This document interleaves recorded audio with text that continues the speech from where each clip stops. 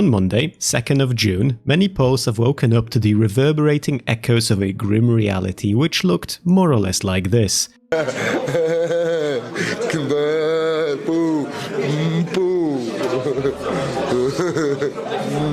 Karol Nawrocki, a man backed by the Law and Justice Party despite a myriad of legitimate controversies, has become the president of Poland. A week has passed since then, so let us talk about these controversies, how incompetently the opposition reacted, and what this means and already has meant for Poland. As always, the video will be timestamped, remember to like and to subscribe. We've had vicious kings, and we've had idiot kings, but I don't know if we've ever been cursed with a vicious idiot. Karol Nawrocki is a Polish historian, former professional athlete, and now probably the single most famous person in Poland known for having wet dreams about old mafia and gangsters. We know that because in 2018 he wrote a book under a pseudonym Tadeusz Batyr titled Confessions of Nikos from Beyond the Grave. The book is a biographical account of Nikodem Skotarczyk, known as Nikos, a pretty notorious gangster from back in the 1980s. Now, writing a book under a pseudonym isn't exactly odd, it's pretty standard really, it happens quite a lot. What is odd, however, is then appearing on TV under your pseudonym and then saying you were inspired by Nawrocki, which is you, but the journalist doesn't know that, and that Nawrocki's competence in examining organised crime in communist Poland is what got you to write your book. This competence is also dubious, to put it lightly, because the wife of Nikos came forward and stated that the book is nothing but half-truths, lies, and manipulations. But at the end of the day, all of that is minor and irrelevant. Being a president is a very high-stress environment, and maybe having an alter ego or a second personality that talks to you in your head about how inspiring you are will have a positive impact on Polish foreign policy. It's also funny because some people have uncovered an apparent possibility that Nikos, the gangster, is actually Nawrocki's father based on how similar they look. In my opinion, that's unlikely, as let's be honest, Nawrocki looks like how about 70% of Polish men in their 40s do. He has a very strong Polish phrenology. And really, if we analyse him some more, maybe that second personality has come as a result of getting hit in the head too many times when he, and this is another thing we know for a fact, used to take part in violent hooligan 70-on-70 fights when he was younger. Something that, when came to light, was downplayed and excused by the Law and Justice Party which supports him. To reiterate, a Polish political party called Law and Justice doesn't mind illegal violent fights that, in the name of a football club, end up putting people in the hospital or 6 feet under. And our new president used to be rather fond of these kinds of fights in the past. But I'm still only just getting started because this is, after all, the new president of Poland. So we move on to a yet different scandal. And to understand this one, all you need to know is that the Law and Justice Party which supports him is the party of choice for older people. And that's it.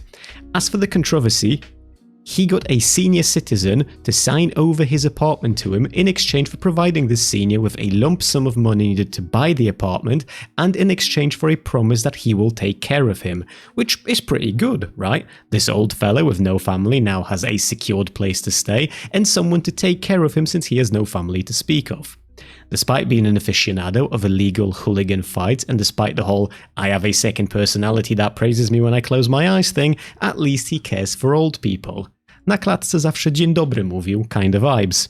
Except unfortunately, as more was coming to light about this particular apartment life hack of our new president, we found out that he didn't give this senior citizen this money in exchange for the apartment, he loaned it to him, and he loaned it to him under very predatory terms. But at least he cared for the dude, right? You'd be forgiven for thinking this doesn't really count if you're effectively not just getting paid for it, but you're also getting an apartment out of it, but none of that matters either because Nawrocki cut contact with this old fella to a point where the investigators who have uncovered all of this mess found out that he had been in a care home he stumbled into for over a year. And the silliest part here is that we've only found out about all of this because people dug into his statements when, in an attempt to show how akin to the working class he is, he claimed to only own one apartment. Turns out the actual number is 3, 2 that he owned and 1 that he co-owned. So we've got a hooligan mafia aficionado with a book writer alter ego who lies to his constituents and yoinks an apartment from an old dude he promised to care for and then abandoned. And we're still nowhere near being done.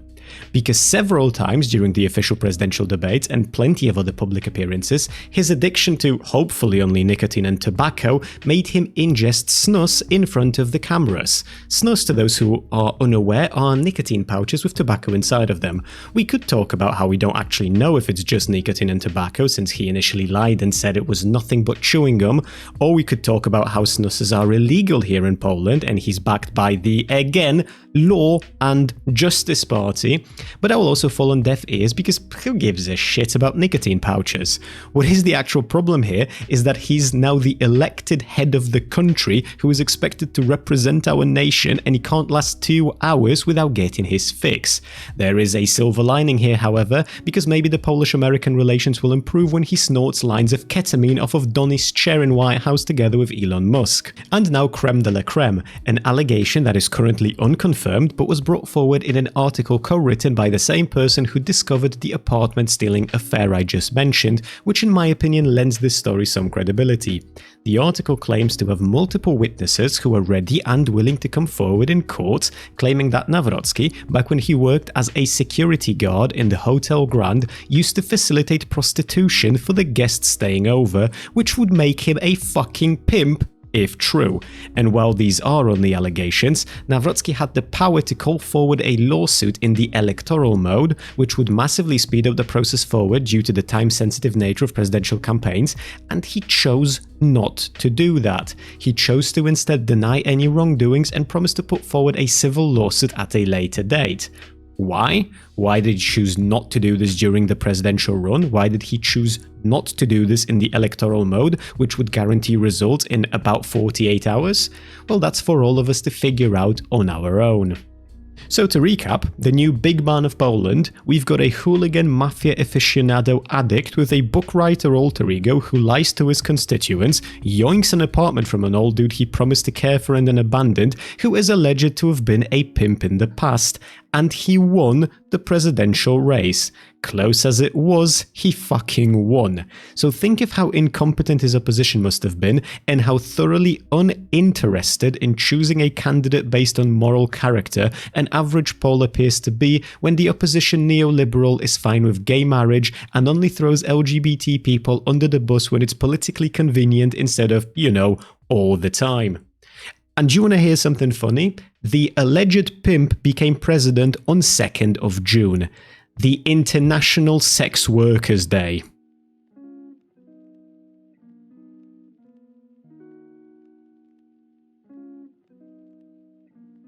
In Poland, like in many places in the world, the political right has a chokehold on media representation, partially because of propaganda seeds sown by the previous administration, partially because they simply produce more content and do a better job advertising their strengths while avoiding conversations about their weaknesses.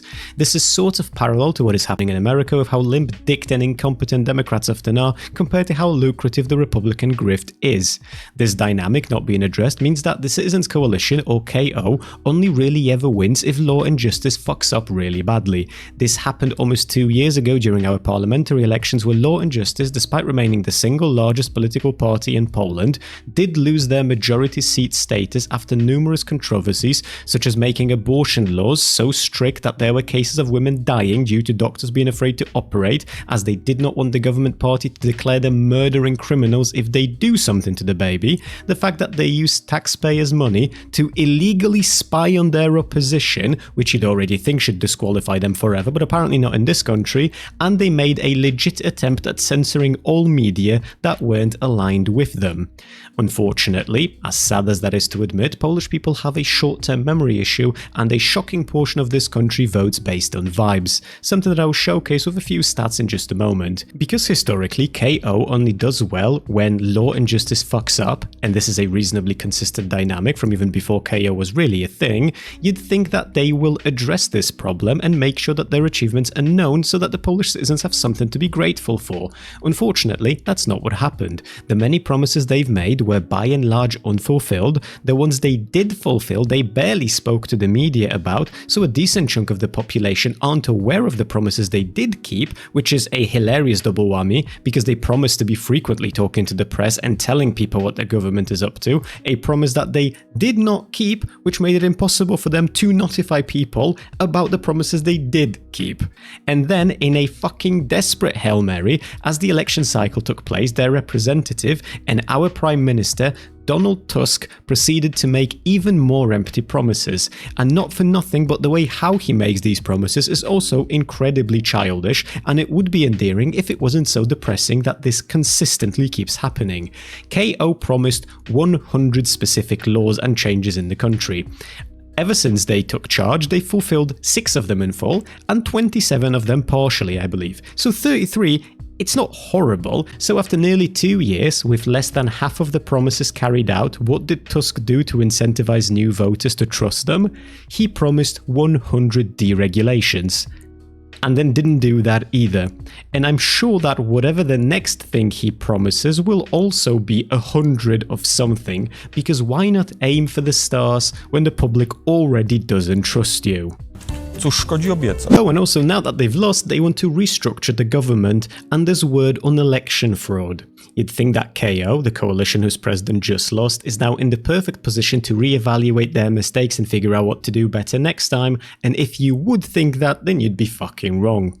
Our Prime Minister Donald Tusk wants to call for a vote of confidence because he's shit himself and realised they've just lost what they thought to be an unlosable race. Should he win the vote of confidence, all he gets from it really is positive PR and the ability to talk about how people still trust him, which is sort of funny because the vote isn't done by the populace, it's done by the parliament that he controls the majority of. But if he did somehow lose, then legally he has to get dismissed and the government will undergo a restructure. Foreign media are already pointing out how Poland is entering an unstable period in time while also simultaneously considering us a laughingstock because we elected an unhinged gangster wannabe for president. Assuming Tusk wins the vote of confidence doesn't really matter, because if our new president decides to veto any act that KO puts forward, then they can't overrule it because they'd need 3/5 of the parliament to agree to it, and they don't have those numbers. And even if they did, it wouldn't really matter, at least not as far as public opinion goes, because in the almost 2 years now that they've been in charge, they only got vetoed by the president 6 times, meaning that every single unfulfilled promise, bar those 6, they were simply too lazy to write up an act or a law and put it forward for the parliament to sign off on and then for the president to sign off on. If they had done that and then it would get vetoed by the president, they could at least use it as political ammunition and a valid excuse. They could say, hey, we tried to fulfill our promises, but it didn't work, the president isn't allowing us to do it, so we need a president who isn't going to be a roadblock for us. I am an at least above average consumer of Polish politics, and I only know of a handful of things that they did accomplish because, like I said earlier, they make no attempt at communicating with the folks voting for them. And for all of these promises and big words, when our parliament gathered after the presidential elections and started, working again, this very prime minister who was making all of these promises didn't fucking show up for work. You cannot make this up. Maybe he's doing something important. I wouldn't know though, because he makes no effort to communicate. And just to give you a silly example of how different the weight categories here are, on the night of Nawrocki becoming the president, he was on stage with his family, including his 7-year-old daughter. She was rather excited, was waving at people, dancing around, being all giggly, and essentially acting like what you'd expect a 7-year-old to act like. She happens to, however, be a bit overweight, and her dad is not a good person, to put it lightly, so a lot of unhinged people were attacking her on social media for being a fat fetal alcohol syndromed retard.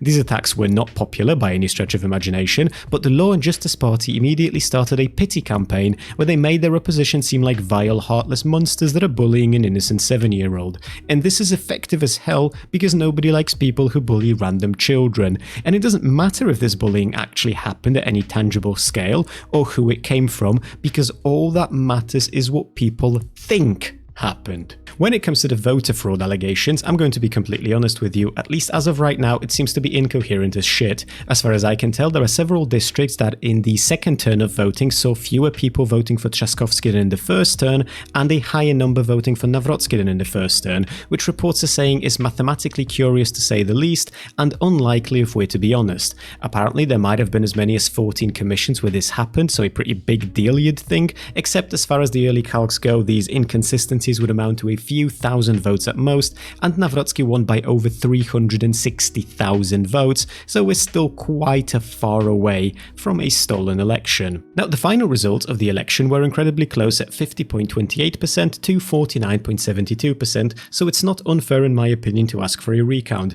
In many places in the world, when a presidential race is this tight, the recount is automatic, but to act like fraud has occurred just as you lost the elections and your public support is tanking, I don't know, man. Tusk himself has come forward and said that due diligence on this matter will be done, but assuming foul play is unwise, and it still hasn't stopped a lot of politicians from yapping about how their crown was stolen. We are already looking at a potential stagnation as far as the parliament is concerned, and all this extra instability is not going to do us any good. This goes back to what I said earlier. The crux isn't necessarily in what happened, it's in what people think that happened. And if you want to understand why this is dire, you need to do no more than to look at January 6th of 2021 in America, when an angry, illogical and traitorous mob stormed the Capitol.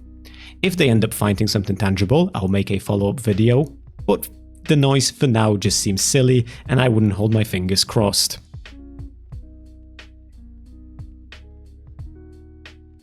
If everything I had already told you wasn't bad enough and wasn't already painting a picture grim enough, let me briefly rant at you about how bad vibes-based voting here in Poland is. The Citizens Coalition, or KO, is a coalition of a handful of parties, the biggest of them being the Civic Platform. They're liberal to neoliberal depending on what day you catch them on. In my opinion, neoliberal is fitting as they almost never ratify any of the seemingly left-leaning social positions into law, and the moment they see their influence slipping, they talk about deregulation like there's no tomorrow. But that's not quite what the segment is about. The reason why vibes-based voting is horrendous in this country is because wanting civil partnership for gay people to be legalized in Poland marked Trzaskowski, the little president that couldn't, as an LGBT flag-waving wokey degenerate who wants men to be piping themselves in the ass on a regular basis. It doesn't matter that he's a neoliberal and that the Law and Justice Party is actually more left-leaning when it comes to the economy, because he wants gays to be allowed to marry, and Law and Justice wants gays to never come out of the closet, and that apparently resonates with Polish voters more than anything else. To further exemplify, Nawrocki, who essentially represents the Law and Justice Party, ran on things like rejecting the European Green Deal, saying no to the migration pacts, rejecting the strong arm of the European Union. All things fair enough on their own, except that these are all things that the party he represents agreed to for Poland when they were previously in charge. It's legitimately strange that an average voter here knows not to trust the government, but then appears to be so thoroughly either uninterested or straight up apathetic that in order to say no to migration, he will vote for the same party that agreed to the migration he's voting against. I'll showcase another example of this vibes-based voting just to vent my frustration a bit further. Our far-right Confederation Party, which amongst many of their legitimately moronic views is Eurosceptical, anti-regulation, anti-social safety nets, anti-public healthcare, anti-migrants, and pro-tax cuts, ended up supporting the Law and Justice candidate, even though Law and Justice is literally the party that, as I just said, accepted the European Green Deal, accepted the European Union Pact on Migration and Asylum, is very pro-social safety nets, is very pro-public healthcare, and doesn't at all favour deregulation. So why did they back them? There's a few reasons. Some of them are valid, some of them less so. One of the big, not valid in my opinion, reason is that they dislike the gays. Obviously there's far more to talk about here, the analysis is far from done if you wanted a comprehensive view, but the bottom line is that 90% of the Confederation voters ended up supporting the dude whose party is at very heavy odds with their preferred economic stance. He is also a legit piece of shit on a personal level, but that is the case for a lot of the Confederation politicians, so that doesn't really seem to be a problem. At least though, he doesn't want the gays to be allowed to be married. A very small percentage of the population of Poland is openly gay, go figure. About 50% of all Polish people are women. Most people, I'm sure, voted for Nawrocki for fair reasons that we can have a discussion about. A very significant number of those, however, voted for an alleged pimp because as far as their morality goes, using women matters less than not allowing gays to have civil marriage.